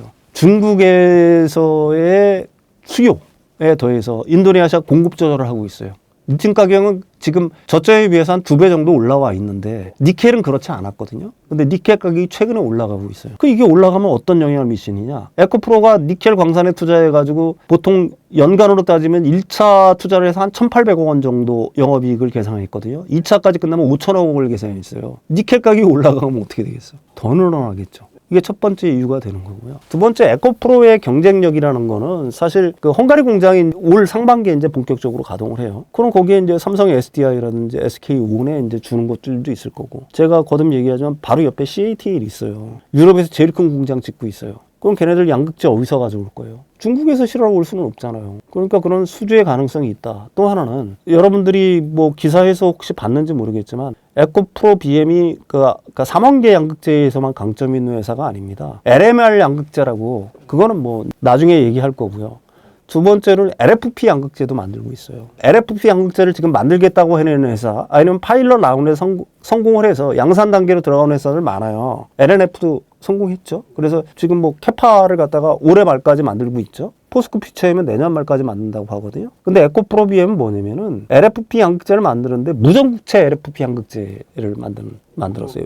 이게 뭐냐면은 지금 LNF라든지 포스코 퓨처엠은 양극재를 만들기 위해서는 전구체가 있어야 될 거 아닙니까? 전구체를 중국 업체한테 다 의존을 해요. 전구체는 뭐냐? LFP 양극재 전구체는 뭐냐면은 인산염 플러스 황산철이에요. 먼저 이걸 이용해서 인산철을 만든 다음에 거기다가 리튬을 섞어서 그 다음에 이제 양극재를 만드는 거거든요. 근데 에코프로 같은 경우는 뭐냐면은 인산, 그 다음에 철, 거기다 그냥 리튬을 전구체 없이 바로 섞어서 만드는 공정 자체를 갖다가 다 끝냈어요. 이건 우리나라 국제과제로 만든 겁니다. 현대제철, 현대자동차, 에코프로 이렇게 해가지고 국제과제로 만든 거예요. 그래서 지금 파일럿 라인을 갖다가 장비들 들여와서 지금 올 상반기에 파일럿 라인 공장이 끝나요. 장비 셋업이. 그러면은 이거는 진짜 완전한 내재화죠. 왜 그러냐면 기존의 LFP 양극재를 만들던 기업들은 일단 양극재 자체는 국산이지만 거기 핵심 재료인 전구체를 갖다가 중국의 CNG라는 중국 업체한테 수입을 해서 만들었거든요.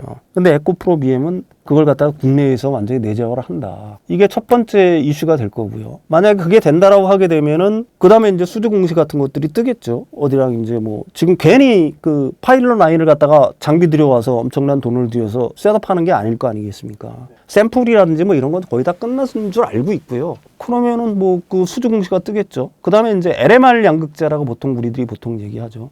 GM이 뭐 28년부터 본격적으로 만들겠다라고 하는 거. 그러니까 LFP랑 양극재랑 가격은 같으면서도 에너지 밀도는 3원계 수준의 양극재보다 한 30% 높은 거. 그거 양산 단계예요. 포스코 퓨처엠이랑 에코프로 BM이 양산 단계입니다. 거기 이제 수주 공시가 만약에 누구랑 뜨게 되냐, 둘 중에 누가 먼저 갔느냐에 따라서 향후 5년에 양극재 시장의 대장주 역할을 하게 될 거다. 뭐 이런 기술적인 이슈들이 사실은 있어요. 그리고 거기에 준비를 해나가고 있다. 이렇게 보시면 됩니다. 사실은 지금까지는 이제 LFP 시장에서 그 중국 그 기업들이 워낙 큰 우위를 갖고 있었던 거고, 그 시장 자체를 우리나라 양극재 회사들이 늦었지만 그 가령 뭐 LNF라든지 포스코 퓨처엠을 비롯해서 지금 에코프로 그룹까지 다 진입을 갖다가 하려고 하고 있는 거고요. 거기를 넘어서서 이제 차세대 LFP 양극재부터 해가지고 LMR 양극재까지 우리나라 업체들이 준비를 하고 있다. 이렇게 보시면 됩니다. LNF는 테슬라 수주 3.8조에서 970만 원으로 감소하고 포스코 퓨처엠은 GM 수주 13.7조에서 2.8조로 감소했는데 투자자들은 이 상황을 어떻게 이해하면 좋을까요? 이게 여러분들이 뭐 엄청난 소식인 것 같지만 이게 확정 공시예요. 이미 끝난 계약이란 얘기입니다. 그러니까 무슨 얘기냐면은 내가 10조를 갖다가 원래 계약을 했어. 22년, 23년도에. 당시에 리튬 가격이 80달러였을 때 아니에요. 근데 이게 쭉쭉쭉 줄었어. 지금 뭐 7달러까지 폭락을 했어. 그럼 납품 가격이 계속 내려갔을 거 아니에요. 이게 첫 번째 이유로 확 줄어온 이유가 첫 번째 이유가 될 거고요. 두 번째로는 전기차가 생각만큼 안 팔렸으니까 줄었을 거 아니에요. 당연한 거 아니겠어요? 그러면 이거는 뭐냐? 이미 실적에 다 반영이 돼 있다는 얘기입니다. 과거 실적이 끝난 계약이니까. 끝난 계약이란 얘기예요. 테슬라 LNF는 뭐냐? LNF로부터 하이니켈 양극재를 공급받아서 4680 배터리를 내재화해서 테슬라가 이걸 사이버 트럭에 집어넣으려고 했던 거예요. 그러니까 이걸 헷갈리시면 안 돼요. LNF는 두 가지 방식으로 테슬라에 납품을 합니다. 하나는 직납. 조금 아까 말한 게 직납이에요. 두 번째는 간접 납품. 이건 어디로 들어가냐? LG 에너지 솔루션하고 파나소닉으로 해서 테슬라로 들어가는 겁니다. 요거는 이상 없이 진행이 된 거예요. 어떤 얘기인지 아시겠죠? 근데 직납, LNF가 테슬라에 바로 들어가기로 한 거. 그럼 테슬라는 왜 이런 계약을 했냐? 배터리 내재화 때문에 그런 거예요. 자신들이 4680 배터리를 건식 공정으로 만들겠다라고 한 거잖아요. 그럼 이걸 두 가지로 해석할 수 있는 거죠. 4680 배터리 내재화에 실패를 했다라고 봐야죠. 원래는 이만큼 했다가 샘플 수준밖에 안 들어간 거 아니에요. 내가 맨 처음에는 엄청난 계약을 했다가 성공할 것 같으니까 나 4680 건식 공정에 성공해서 가령 1조 원을 갖다가 내가 너한테 살게라고 했는데 실질상관 몇백만 원밖에 안 돼. 그 얘기는 뭐냐요? 이게 성공 못했으니까 안 가져간 거 아니에요. 두 번째는 사이버 트럭이 안 팔렸잖아요. 그래서 그런 거예요. 근데 이게 무슨 대단한 악재냐? 뭐 악재일 수 있죠. 원래 사간 것만큼 사갔으면 그보다 더 좋은 일은 없겠죠. 근데 뭐냐면은 이거는 일단 맞은 거란 말입니다. 과거 실적에 다 포함이 됐다는 얘기잖아요. 이미 끝난 계약이니까. 그럼 앞으로는 어떨 거냐? 테슬라가 4680 내재화를 갖다가 그 의지를 갖다가 꺾었을까요? 아니겠죠? 또 시간이 지났으니까 몇 년 지났으니까 한 2년 정도 지났으니까 어느 정도 그 공정의 진도도 어느 정도 나갔을 거 아니에요. 그리고 뭐 사이버 트럭은 실패했다고 하더라도 지금 로보택시, 사이버캡 본격적으로 이제 하려고 하지 않습니까? 그쪽에 자기네들이 직접 만든 테슬라 공장에서 직접 만든 4680 배터리를 집어넣는다고 하고 있잖아요. 그러니까 이게 만약에 성공한다라고 하게 되면은 LNF한테 공급 받아야죠. 이제 공급 계약을 하고 있는 겁니다.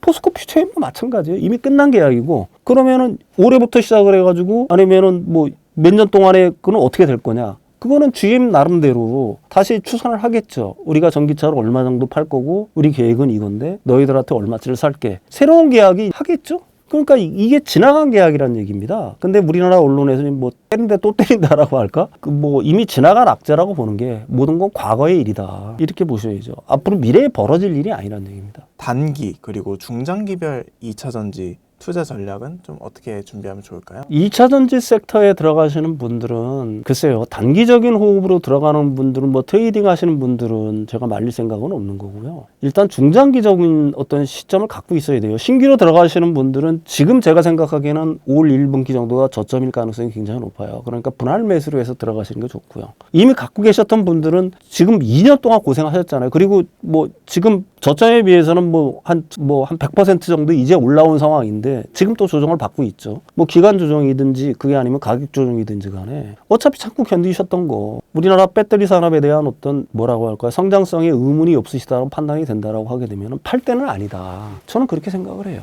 2차 전지 대형주 말고 저평가된 종목들도 좀 있을까요? 뭐 2차 전지주들 같은 경우에는 과거에 몇 년 전에 한참 좋을 때는 2차 전지만 한다는 얘기만 들어도 다 올라가던 시기가 있었잖아요. 근데 지금은 똑같아요. 모든 건 옥석 가리기가 본격적으로 시작이 되는 거고, 기술력이 있느냐, 그 다음에 중요한 거는 탈중국을 갖다가 어느 정도 했느냐, 그 다음에 내재화가 어느 정도 됐느냐, 수직 계열화가 어느 정도 됐느냐, 이거 굉장히 중요한 거거든요. 그 중에서도 그 뭐 저평가됐다라고 하기에는 좀 그렇지만은 지금 이런 어려운 상황에서도 나름대로 꾸준히 영업이익을 내는 회사들이 있어요. 조그마한 기업들 중에서. 그러니까 그런 기업들 위주로 봐야 된다. 과거처럼 뭐 한다라는 말만 이렇게 해가지고 막연한 어떤 환상에 의해서 들어가는 거는 그렇게 썩 좋은 그 투자 방식은 아닌 것 같고요. 그 다음에 신기술이라는 거 하면서 이렇게 포장을 해가지고 하는 기업도 굉장히 많아요. 근데 그게 아까도 말씀드렸듯이 미래를 그리는 거는 누구나 할 수 있다. 환상을 주는 거는. 근데 중요한 거는 뭐냐면 2차 전지 같은 경우도 이제는 거듭 말씀드리지만 2차 전지가 이렇게 꺾어진 이유는 뭐냐면 이제는 돈을 보여달라는 거거든, 투자자들이. 그러니까 이 회사가 돈을 벌 수 있는 회사인가, 돈을 그래도 그나마 벌고 있는 회사인가, 이 부분에 집중을 해서 투자를 하셔야 될 거라고 저는 봅니다. 그러니까 주가라는 거는 제가 지난 시간에도 말씀드렸듯이 실적 플러스 성장성에 대한 함수에 의해서 결정이 된다. 그러니까 실적이 지금 좀 빌빌거린다고 하더라도 그 회사가 성장성이 분명한 회사라고 한다면은 언젠가는 주가는 거기에 수렴을 해서 올라가게끔 되어 있다. 그래서 뭐 투자의 고수들, 현인들께서 투자를 할 때는 인내심이 중요하다라고 얘기하는 이유가 바로 거기에 있는 거고요. 지금 2차 전지에 투자하시는 분들 같은 경우에는 다시 한번 이런 걸 갖다가 되새겨야 될 시점이다. 이런 점은 명확하다라고 저는 보고 있는 거고요. 세계 글로벌리해서 그 배터리 시장에서 그 주도권을 쥘 수 있는 나라는 결국은 중국하고 우리나라인데, 중국은 상대적으로 다른 나라에서 견제를 굉장히 많이 받는 거고, 우리나라는 그런 비교적 지정학적 위치에서 자유롭다. 그리고 배터리라는 거는 거듭 말씀드리지만 EV 시장에 국한되지 않는다. ESS 시장, 휴머노이드, UAM 그 마찬가지라고 봅니다. 그러니까 앞으로 펼쳐질 어떤 미래 세계의 심장 역할을 하는 거기 때문에 그걸 갖다가 갖고 있는 우리나라 기업들한테는 그 성장성을 갖다가 의심할 수는 사실은 없다. 그 다음에 다른 나라들이 이걸 갖다가 쉽게 따라올 수 있는 기술도 아니다. 그러니까 배터리를 만드는 것 갖다 쉽게 생각했다가 가령 뭐 노스볼트의 파산이라든지 이런 기업들을 우리가 봤던 것처럼 그 기술 자체, 그러니까 기술적인 장벽도 분명히 있다. 누구나 쉽게 돈만 있다고 해서 할 수 있는 것도 아니다. 그런 점에서 2차 전지 산업의 어떤 성장성에 대한 의심이 없다라고 본다면은 어차피 지금까지도 참으셨던 거 조금 더 인내심을 발휘해야 될 때가 아닌가 이렇게 생각을 합니다.